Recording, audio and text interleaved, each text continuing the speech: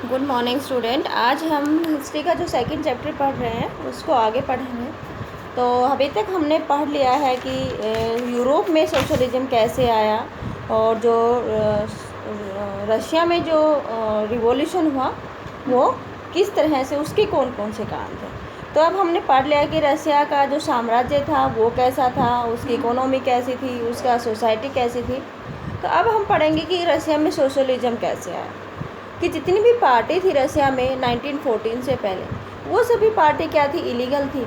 जो Russian Democrats थे उन्होंने एक नई पार्टी बना ली थी जिसको वर्कर्स पार्टी बोलते थे 1908 में। जो कार्ल मार्क्स के जो आइडिया था उनको हमेशा रिस्पेक्ट करती थी। इसके बाद भी गवर्नमेंट ने मतलब एक तरह से जो ऑर्गेनाइजेशन बनाई गई थी लोगों के द्वारा, तो उनको क्या कर रहा था, गैर कानूनी घोषित कर रहे थे, उनको मानने से इनकार कर रहे थे।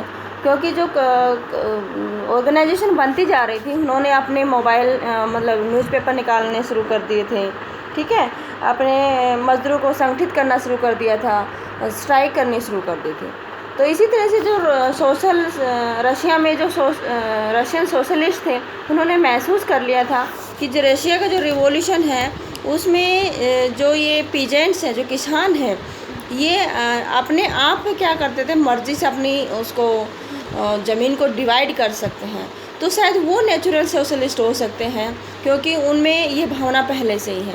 हमें उनमें ये भावना पैदा करने की ज़रूरत नहीं है कि सोशलिज्म में ये कंडीशन है, क्योंकि पहले से ही सोशलिस्ट है। वो अपनी मर्जी से अपनी ज़मीन कमीन को सौंप देते हैं कि तुम्हें मर्जी चाहिए ऐसे बांट दो, ठीक है। तो इसी तरह से जो सोशल थे, वो वर्कर थे, वही क्या थे, रिवॉल्यूशन के लिए मेन फोर्स बन सकते थे। और इसीलिए सोशलिस्ट जो कंट्री थी रशिया, वो जल्दी बन गई दूसरे देशों से, क्योंकि किसान तो पहले से ही सोशलिस्ट थे, ठीक है। तो सोशलिस्ट थे वो हमेशा 19वीं सेंचुरी में एक्टिव हो गए थे गाँव में, और वहाँ के जो सोशलिस्ट रिवॉल्यूशनरी पार्टी बना ली थी 1900 में, ठीक है, उन लोगों ने मिलकर। और वो हमेशा पीजेंट्स, किसानों के जो राइट्स होते थे, जो डिमांड होती थी, जिसमें कि वो लंबे समय से मांग करते आ रहे थे कि नोबल्स के पास जो ज़मीन हो किसानों के दी जाए। तो इस तरह से वो अपनी मांगे रखना शुरू कर दिया। जो सोशल डेमोक्रेट्स थे वो हमेशा सोशल रिवॉल्यूशनरी से डिसएग्री होते थे किसानों के बारे में। जो लेनिन था वो हमेशा ये महसूस करता था कि किसान कभी भी यूनाइटेड नहीं हो सकते, एक नहीं हो सकते। उनमें कुछ लोग गरीब हैं, कुछ अमीर हैं, कुछ वर्कर्स हैं, कुछ लेबर्स हैं, कुछ कैपिटलिस्ट हैं, पूंजीवादी हैं जिनके पास बहुत सारे वर्कर्स काम कर सकते हैं। तो ये इतने डिफ्रेंशिएशन है जो कभी भी सोशलिस्ट मूवमेंट का एक स्ट्रॉन्ग पार्ट नहीं बन सकता, ठीक है। तो जो सोशलिस्ट पार्टी थी आगे वो भी जाके उसका भी स्ट्रेटजी डिवाइड होने शुरू हो गई। उसमें भी दो मत हो गए। एक जो व्लादिमीर लेनिन थे उसके लोगों का मानना था कि जो सोसाइटी है वो हमेशा मतलब जो राजा का जो दमनकारी जो सिस्टम है, ठीक है, जो रशिया का जो जार था वो उसकी कंट्रोल में रहेगी और उसके जो लोग हैं वो उसी के अकॉर्डिंग काम करेंगे। दूसरी तरफ जो मानसिक थे वो सोचते थे कि पार्टी सभी लोगों के लिए होगी, जैसे कि जर्मनी में, ठीक है। तो इस तरह से उनकी आपस में उनके जो आइडिया थी वो राइज होने लगे लोगों में, और सोशलिज्म का जो एनवायरनमेंट था वो वहाँ पर बनने लगा। ए टर्बुलेंट टाइम द 1905 रिवॉल्यूशन, ठीक है, कि जो उथल फुथल का जो समय था वो 1905 की क्रांति कौन सी हुई उसके बारे में, कि कौन सा टाइम वहाँ का रशिया का था जो टर्बुलेंट टाइम था, और 1905 का जो रिवॉल्यूशन हुआ वो क्यों हुआ और कैसे हुआ। रशिया एक ऑटोक्रेसी था, निरंकुश शाही ऑटोक्रेसी, यानी एक ही आदमी के पास सारी पावर होना। दूसरे जैसे यूरोपियन रूलर्स थे 19वीं सेंचुरी में, उसी की तरह जार था, उसका पार्लियामेंट से कोई मतलब महत्व नहीं था। वो ना तो वहाँ पार्लियामेंट थी और ना ही वो पार्लियामेंट को चाहता था। लिबरल थे रशिया में, वो हमेशा चाहते थे कि जो स्थिति है इसको ख़त्म किया जाए और हमेशा सोशलिस्ट को लाया जाए।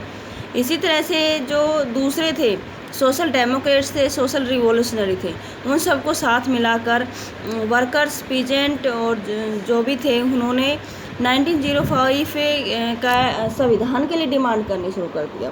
ठीक है। अब जो वहाँ के रसिया के जो रिवोल्यूशनरी थे, सोशलिस्ट थे, डेमोक्रेट्स थे, वर्कर्स थे, पीजेंट, वो सभी ने मांग कर दी कि हमारा एक संविधान होना चाहिए, हमारा एक कॉन्स्टिट्यूशन होना चाहिए। और उनको उस टाइम के जो नेशनलिस्ट थे और यहाँ तक कि जो मुस्लिम धर्म के भी जो डोमिनेटेड थे, जिसको जदीदीज बोलते थे, तो जदीदीज क्या होते थे, वो भी अपने इस्लाम में क्या चाहते थे, मॉडरेशन चाहते थे, बदलाव चाहते थे। उन्होंने भी उस सोसाइटी को क्या कर दिया, लीड करना शुरू कर दिया कि हमारा भी कॉन्स्टिट्यूशन होना चाहिए। इसी तरह से जो ईयर 1904 था वो एक बैड था रशियन वर्कर्स के लिए, क्योंकि इस टाइम में क्या हुआ कि जो सामान थे, उनके जो दाम थे, गुड्स के जो प्राइस थे, वो रैंडमली एकदम से इंक्रीज हो गए थे, और उनकी जो वेज थी, जो वास्तविक वेतन था उनका, वो 20% कम हो गया था। ठीक है। और इसी तरह से बहुत सारे वर्कर्स ने मिलकर एसोसिएशन बनानी शुरू कर दी। ठीक है। और उनमें से 4 मेंबर थे जो असेंबली ऑफ रशियन वर्कर्स के थे। उनको 1904 में एक प्यूटिलो आयरन वर्क्स एक फैक्ट्री थी, उसने उन 4 लोगों को बाहर निकाल दिया। और उन 4 लोगों के बाहर निकालने के कारण सारे मजदूर क्या हो गए, इकट्ठे हो गए और उनके खिलाफ क्या करने लगे, स्ट्राइक करने। और इस तरह से 11,000 वर्कर्स क्या हो गए, 1,10,000 वर्कर्स हैं, वो एक साथ जो सेंट पीटर्सबर्ग जगह थी वहाँ पर स्ट्राइक करने चले गए और डिमांड करने लगे कि हमारे जो काम के जो घंटे हैं वो 10 से घटाकर 8 कर दिए जाए, हमारा वेतन बढ़ा दिया जाए और हमारी जो कंडीशन है वर्किंग, उनको थोड़ा इम्प्रूव किया जाए। ठीक है। तो इस तरह से जो मज़दूर थे वो एकत्रित होने लगे, अपनी मांग को रखने लगे। जब ये वर्कर्स का जो प्रोसेशन चल रहा था, तो उनमें एक फादर गैपोन था। उन्होंने क्या किया कि उन वर्कर्स को लेकर वो विंटर प्लेस चला गया और स्ट्राइक करते हुए, और वहाँ पर पुलिस और जो कोशेक्स थे उन्होंने उनके पर हमला कर दिया, और उस हमले में लगभग 100 वर्कर्स मारे गए और लगभग 300 घायल हो गए। और इस इंसिडेंट को ही हम हमारी जो हिस्ट्री होती है उसमें ब्लडी संडे के नाम से जानते हैं। ठीक है। क्या हम नाम से जानते हैं, ब्लडी संडे। आप पूछते हैं कि ब्लडी संडे कब हुआ था, तो 1905 में हुआ था। किसके नेतृत्व में हुआ था, जो फादर गैपोन था वो वर्कर्स को लीड करते हुए विंटर प्लेस पे गया था स्ट्राइक करते हुए, और वहाँ पर पुलिस ने उन पर क्या हमला कर दिया था। और इसी के साथ हमारा क्या हुआ कि जो रिवॉल्यूशन था 1905 का, वो शुरू हो गया कि लोग और भड़क उठे इस घटना से। ठीक है। जो स्ट्राइक थी वो पूरे कंट्री में, यूनिवर्सिटी में फैल गई। जो स्टूडेंट थे उन्होंने अपनी क्लासों को बायकॉट कर दिया, कॉलेज से बाहर निकलने लगे, नारेबाजी करने लगे। इसी तरह से जो सिविल लाइब्रेटीज़ थे, जैसे lawyer, doctor, engineer, middle class के जो वर्कर थे, सभी ने अपनी यूनियन बनानी शुरू कर दी और डिमांड कर दी कि हमारी एक कॉन्स्टिट्यूंट असेंबली होनी चाहिए, यानी हमारे संविधान बनाने की समिति होनी चाहिए जो हमारा संविधान बनाएगी। इसी तरह से 1905 का जो रिवॉल्यूशन था उसको जार ने अलाउ कर दिया कि ठीक है हम एक कंसल्टिंग पार्लियामेंट बनाएंगे, और जिसको वहाँ पर ड्यूमा बोलते थे। कई बार क्वेश्चन आ जाता है कि रशियन पार्लियामेंट को क्या बोलते थे, तो ड्यूमा बोलते थे। ठीक है। उन्होंने एक ड्यूमा बना ली, और उस रिवॉल्यूशन के दौरान ही उन्होंने बहुत सारे लोग थे जो ट्रेड यूनियंस और फैक्ट्री कमेटी थे, उन्होंने बहुत सारी अपनी मतलब जो फैक्ट्री के जो वर्कर्स थे उन्होंने बहुत सारी ट्रेड यूनियंस बना ली, कमेटी बना ली, यानी सब जो वर्कर्स थे वो अपने अपने ग्रुप बनाने लगे। ठीक है। और 1905 के बाद जो कमेटी और यूनियंस थे वो हमेशा अनऑफिशियली और इलीगल डिक्लेयर कर दिया राजा ने कि ये कोई भी ऑफिशियल नहीं है और हमेशा गैर कानूनी है। ठीक है। और उन पर बहुत सारे रिस्ट्रिक्शन लगा दिए उन पॉलिटिकल एक्टिविटी पर। ठीक है। और जो था जार था वहाँ का, उसने क्या किया कि सबसे 75 दिन के अंदर ही अपनी फर्स्ट ड्यूमा को डिसमिस कर दिया, और जो दोबारा से बनाई उसको 3 महीने में कर दिया, क्योंकि वो नहीं चाहता था कि उसकी पावर है उसके ऊपर कोई क्वेश्चन उठाए, और उसकी पावर को कम कर दिया गया। ठीक है। और वो जो वोटिंग के जो रूल थे उनमें बदलाव नहीं चाहता था, और इसी तरह से उसने अपनी जो थर्ड ड्यूमा बनाई थी उसमें ज़्यादातर कंजर्वेटिव लोगों को भर लिया, और जो लिबरल और रिवॉल्यूशन थे उनको सबको बाहर कर दिया। यानी जो रूढ़िवादी जो लोग थे, पुरानी विचार वाले लोग थे, उन्हीं सबको अपनी जो पार्लियामेंट थी उनमें सबको उनको पोस्ट दे दी, उन्हीं को नियुक्त कर लिया, और बाकी जो लिबरल और रिवोल्यूशनरी थे उन सबको बाहर कर दिया। अब है कि the first world war and Russian empire, कि फर्स्ट वर्ल्ड वॉर का रशियन एम्पायर पर कैसे असर हुआ। तो फर्स्ट वर्ल्ड वॉर के बारे में थोड़ा ब्रीफ में पढ़ेंगे।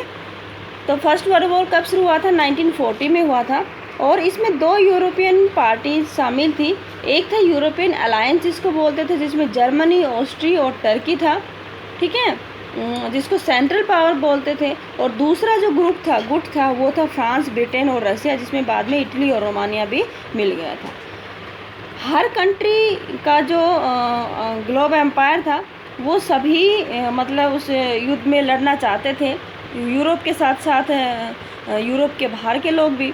और जो फर्स्ट वर्ल्ड वॉर था, और यही वर्ल्ड वॉर था जिसमें मतलब यूरोप के साथ साथ यूरोप के बाहर के जो कंट्री थी वो भी शामिल हो गए थे। रसिया था वो इनिशियली पॉपुलर था लोगों के लिए, जिसमें था निकोलस सेकंड का क्या था, शासन था। और इस तरह से जो ये वॉर था वो कंटिन्यूस चलता गया था, और हमेशा जो जार था वहाँ का वो हमेशा रिफ्यूज़ करता रहा, ठीक है, वो किसी भी पार्टी से या डूमा से कोई कंसल्ट नहीं करने से मना कर दिया। और यहाँ तक कि वो जो जर्मन के तो जो लोग थे उनसे भी वो क्या था,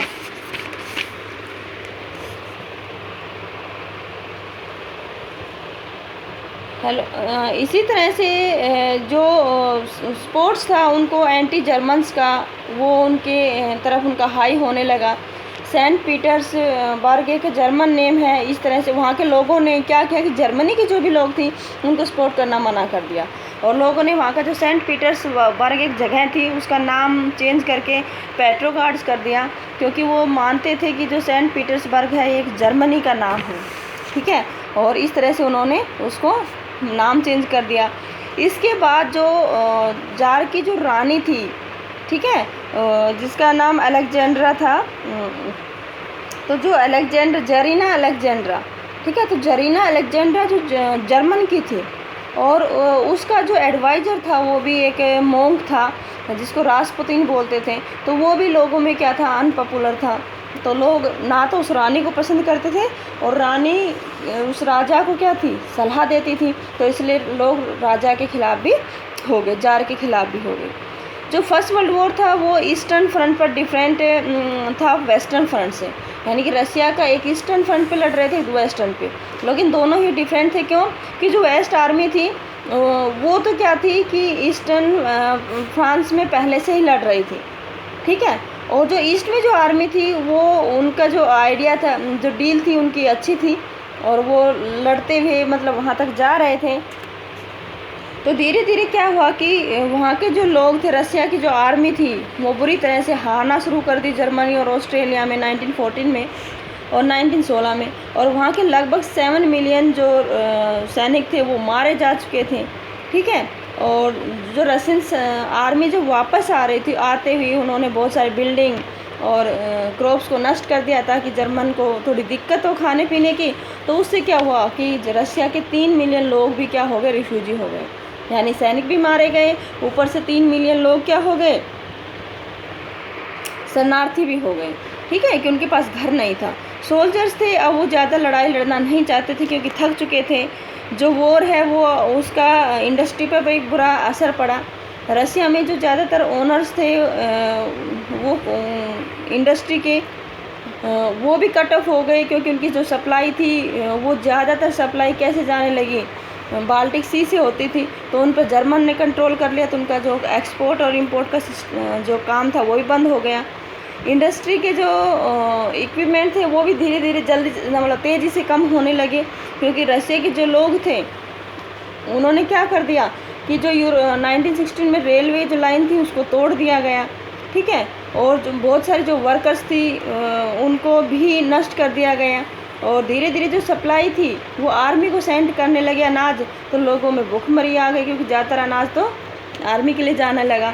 और इस तरह से 1960 में क्या हुआ कि जो ब्रेड की जो शॉप थी, यानी कि रोटी के लिए भी वहाँ पर लड़ाई शुरू हो गई। रोटी की जो दुकानें थी उस पर भी दंगे होने लगे क्योंकि वहाँ पे अनाज की कमी हो गई।